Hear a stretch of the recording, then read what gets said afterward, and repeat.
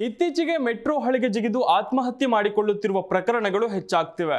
ಹೀಗಾಗಿ ಎಚ್ಚೆತ್ತ ಬಿಎಂಆರ್ಸಿಎಲ್ ಪ್ರಯಾಣಿಕರ ಸುರಕ್ಷತೆಯನ್ನು ಹೆಚ್ಚಿಸಲು, ಅಹಿತಕರ ಘಟನೆಗಳನ್ನು ತಡೆಯಲು ಮೊದಲ ಬಾರಿಗೆ ಪ್ಲಾಟ್ಫಾರ್ಮ್ ಸ್ಕ್ರೀನ್ ಬಾಗಿಲುಗಳನ್ನು ಪರಿಚಯಿಸುತ್ತಿದೆ.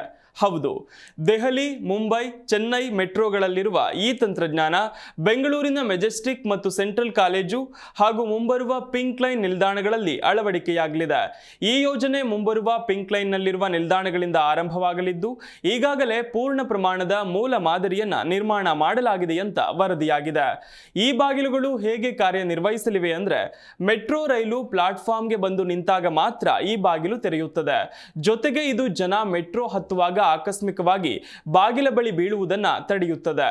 ಪ್ಲಾಟ್ಫಾರ್ಮ್ ಸ್ಕ್ರೀನ್ ಬಾಗಿಲುಗಳ ಅಳವಡಿಕೆಯಿಂದ ಆತ್ಮಹತ್ಯೆ ಪ್ರಕರಣಗಳನ್ನು ತಪ್ಪಿಸಬಹುದಾಗಿದೆ.